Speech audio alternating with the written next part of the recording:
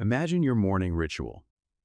You reach for your phone, ready to scroll through the news, check messages, maybe catch up on social feeds. But today, something's different. That app you rely on for family updates, blocked. The independent news site you trust, suddenly inaccessible. Or perhaps just this quiet kind of gnawing feeling that your private conversations are suddenly, unsettlingly not so private anymore. Look, this isn't some scene from a sci-fi movie. It's a stark, lived reality for millions right now. And nowhere is this more acutely felt, perhaps, than in a nation we're diving deep into today, Nepal. We've been tracking a profound and often, frankly, unsettling shift happening across the global digital landscape. And right at the heart of our exploration today is the recent, very pointed internet crackdown in this normally quiet Himalayan nation. It's a story that has these deep personal impacts for its citizens, but as we'll unpack, it also carries these global echoes that really should resonate with all of us. Yeah, exactly. Our mission today, then, is not just to detail what is happening in places like Nepal, the specifics. It's really to understand why these events are fundamentally important to everyone, everywhere. We're going to try and connect the dots, showing how this local struggle, this thing happening right now in Nepal, is part of a much larger and, well, let's be honest, rather insidious trend of digital suppression unfolding worldwide. What does this actually mean for everyday people? For you, as you navigate your own digital life, that's really the core question we're tackling. So let's peel back the layers then. What exactly has unfolded in Nepal, and why should its digital struggles matter so deeply to you, our listener? Let's start right there, with the immediate, tangible impact within Nepal. It was September 9th, 2025, when essentially the digital rug was pulled out from under many Nepalese. Reports just started flooding in about the government tightening its grip on the internet. Suddenly, what had been a relatively open digital space became one, well, riddled with new, unexpected regulations. Websites, platforms deemed harmful, or maybe disruptive, vague terms, right? They began to be restricted. And internet service providers were subtly, or maybe not so subtly, told to monitor user activity more closely. Can you just imagine that sudden disorienting shift in your digital everyday? It's truly a classic playbook, unfortunately. We've observed this playing out in various forms around the world. The government, in this instance, cited concerns over misinformation, cybercrime, and national security as their main justifications. Right, the standard reasons. Exactly. But what's particularly telling here, and often a hallmark of this playbook, is the striking lack of transparency surrounding these announcements. This ambiguity, this absence of clear guidelines, it just leaves citizens and digital rights advocates questioning the true motives. It strongly suggests a move towards information control rather than, genuine security. And these aren't just abstract policies we're talking about. These are real people, real lives being affected. Picture a street vendor, maybe in the bustling Tamil district of Kathmandu, or perhaps a small shop owner down in Pokhara by the lake. Their entire livelihood might hinge on using social media to reach customers. Suddenly, their vital marketing posts might be blocked, their digital storefront effectively shuttered overnight. Or think about a student, say in Bharatnagar, diligently trying to access international news sources or essential educational content for their studies, only to repeatedly hit a frustrating page not found error, just blocked. Even casual users, people simply scrolling through popular apps like TikTok or WhatsApp, they're now navigating a digital space where the rules have fundamentally changed. It creates all these new and unexpected barriers to connection and information. And it extends far beyond just a simple page not found. The mechanics of these measures are quite sophisticated. We're seeing aggressive content filtering and widespread website blocking.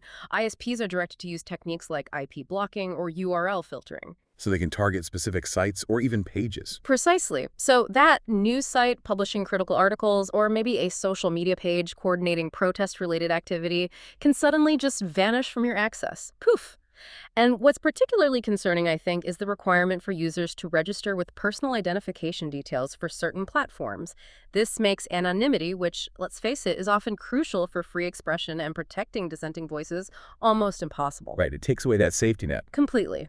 Furthermore, internet service providers have reportedly been instructed or pressured to share user data with authorities. That raises serious privacy alarms.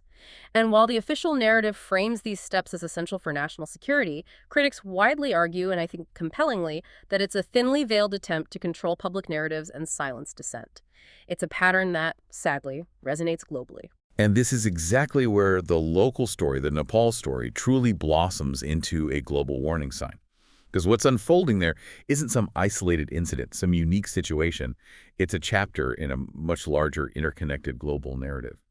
Across continents, we're seeing governments increasingly asserting control over the digital space, Mhm. a realm many of us, perhaps naively, once considered a bastion of free expression, where ideas could flow freely, almost unbound. Yeah. That vision feels, well, under threat. Indeed. When you zoom out, you see this consistent and, frankly, often chilling global pattern. It's like a shared playbook for digital control.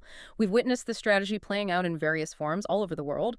China's Great Firewall obviously remains the most sophisticated example. It's not just blocking platforms like Google or YouTube anymore. They employ advanced AI-driven systems. These aren't just simple keyword filters. They're intelligent systems using natural language processing to detect sentiment, identify patterns, even recognize forbidden images, creating an almost predictive form of censorship. It's designed to control information at an immense scale. Then you have India's internet shutdowns. That's another recurring tactic. In 2025 alone, there have been multiple instances of localized internet blackouts, especially during protests. These shutdowns don't just curb information spread, they disrupt millions of lives, commerce, education, essential communication, all halted. Huge impact. Huge. And look at Iran and Turkey. They've also demonstrated this playbook, frequently restricting social media access during periods of political upheaval, often, again, under the guise of public safety or national security. And this isn't solely an Asian or Middle Eastern phenomenon either. In Africa, Ethiopia has repeatedly used internet shutdowns during conflicts, effectively cutting off entire regions. Think about the human rights implications there. Nigeria's 2021 Twitter ban, which lasted for months, directly followed the platform's use to organize widespread protests. It's a direct response to dissent. And even in places we consider established democracies. Right. Even in established democracies, we see shades of this, prompting really important discussions about potential governmental overreach.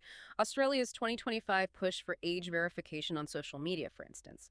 While the stated aim is protecting minors a worthy goal, it has raised significant concerns about privacy implications and the potential for broader surveillance down the line. So when we look at this broader canvas, this global picture, a really clear pattern emerges, doesn't it? These vague justifications, national security, combating misinformation, they're consistently used to impose controls. And often without clear legal guidelines, without real public consultation, it feels like a gradual, almost insidious erosion of the open internet.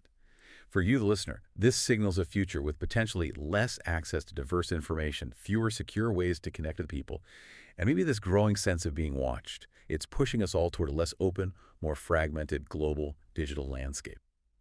Okay, this brings us to a really crucial question, one that truly brings this global trend home for everyone listening.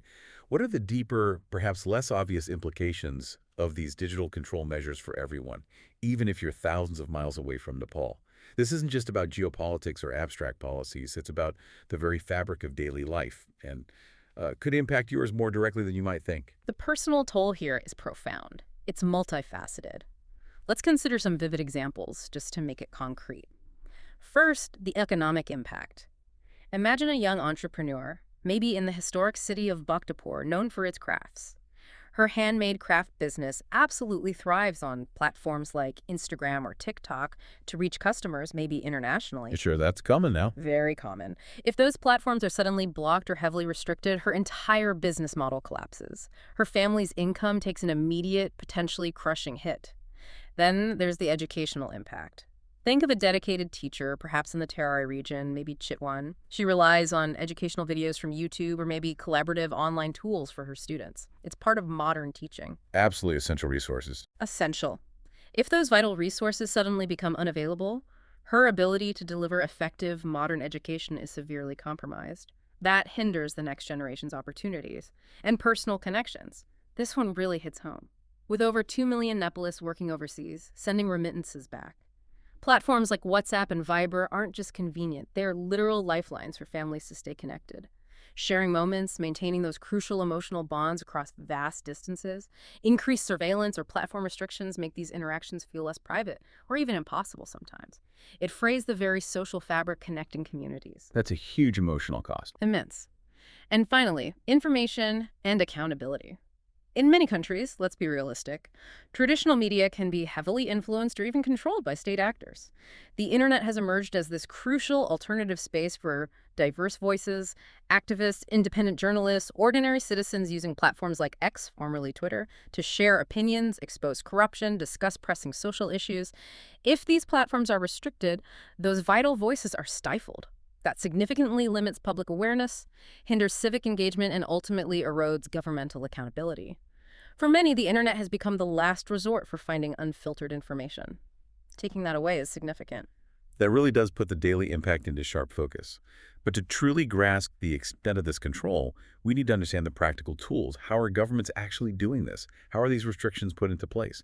We're not just talking about vague policy announcements. There are concrete, technical, and legal measures being deployed right now in places like Nepal. Right. It's important to look at the nuts and bolts. First, the most visible tactic is blocking. Governments essentially order internet service providers, the ISPs, to block specific websites or applications. This can be done using techniques like IP blocking, targeting the site's numerical address, or URL filtering, which is more specific to web pages. Okay. So that news site with critical articles or a social media page discussing protests, like we said, can just vanish. Second, there's surveillance. ISPs are often compelled, sometimes legally, sometimes through pressure, to log user activity, what websites people visit, maybe what they post, who they communicate with. And that requirement for real identity registration for certain platforms, as we discussed, makes anonymity practically impossible. Which is scary if you want to criticize the government. Exactly. It's particularly concerning in places where political dissent can lead to severe repercussions, job loss, harassment, even arrest. And third, and this is perhaps the most insidious tool, Nepal introduced laws in early 2025 that grant authorities really broad powers to act against what they deem harmful content. Now, the critical point here is the lack of clear, precise criteria. What actually constitutes misinformation? What's a threat to public order? It's deliberately vague. It often seems that way. This ambiguity, this legal gray area, is an incredibly powerful tool of control. It creates a chilling effect. People start to self-censor. They hold back from speaking out just out of fear of punishment, even if they haven't explicitly done anything wrong according to a clear rule. This lack of due process is key. It removes checks and balances, allows for potentially arbitrary enforcement, and makes it very difficult for citizens to understand their rights or challenge these restrictions effectively. And what's the human response been on the ground to all of this? We've seen this powerful mix, haven't we? Frustration, definitely fear, but also defiance from Nepalese. Protests actually erupted in Kathmandu in early September 2025. Young people, activists, rallying against these digital restrictions. It wasn't just abstract policy to them. I remember hearing this quote from a 22-year-old student, Anjali, standing amidst the crowds, her voice cutting through the chants, and she said, "The internet is our voice. If they take that away, how do we speak out? How do we tell our stories?" That sentiment just feels incredibly powerful, and I imagine it resonates very widely there. Absolutely. And it's not just individual voices, powerful as they are. Organized responses have been swift and critical. Digital rights groups like the Nepal-based Internet Freedom Network, they immediately sounded the alarm, warning that these measures set a dangerous precedent. And they haven't just issued generic warnings. They've meticulously documented how the vague wording of these new laws creates legal loopholes for arbitrary censorship. They argue it effectively criminalizes dissent without clear due process. They're pointing out the legal flaws. Precisely. International organizations like Amnesty International have also joined the chorus, calling for much greater transparency and robust respect for free expression. They're emphasizing that national security shouldn't just be a blanket excuse for silencing citizens. And while some government officials, sure, they claim these restrictions are genuinely necessary to combat misinformation, maybe stabilize the country, many find these justifications pretty hollow, without clear, publicly available evidence that actually stands up to scrutiny. Where's the proof? This connection is truly crucial because, as you've highlighted, this isn't solely about Nepal's internal policies, not at all. It's part of this much larger global tug of war for control over the digital realm. The very tools and tactics being deployed in Nepal, the content filtering, the widespread surveillance, these ambiguous laws designed to stifle dissent, they are increasingly being exported and adapted worldwide. It's contagious. The underlying pattern here reveals a deeply interconnected system and, frankly, a disturbing ethical challenge. Many companies, often based in Western countries, let's be clear, are actively providing the very censorship technology and surveillance tools to governments like Nepal's. So there's a market for this. There's a global market for digital suppression, yes. where profits, unfortunately, often seem to overshadow principles. And if this trend continues unchecked, the open internet that many of us, maybe nostalgically, still take for granted, could genuinely fracture. Fracture into regional, controlled networks, each highly localized and subject to the whims of specific governments. Imagine a world where your access to information, your basic ability to communicate freely, depends entirely on your geographical location, your zip code. That world isn't some distant dystopian possibility. It is already taking shape for many, including the citizens of Nepal right now. So with this stark reality in mind, the big question is, what can you do about it, wherever you are listening from? For individuals directly impacted in Nepal, we know some are turning to things like virtual private networks, VPNs, to try and bypass restrictions, though that requires a certain technical know-how and it can be costly, right? Not accessible to everyone. Not at all. Others are organizing offline, using community networks, word of mouth, to share vital information and coordinate. And digital literacy is also absolutely key, understanding how to navigate these restrictions safely, how to protect your privacy in an increasingly surveilled environment. That's crucial knowledge. Globally, though, the fight for internet freedom relies heavily on sustained awareness and determined advocacy. It sounds maybe cliché, but it's true. Supporting organizations that actively defend digital rights groups like Access Now or the Electronic Frontier Foundation, it truly makes a tangible difference.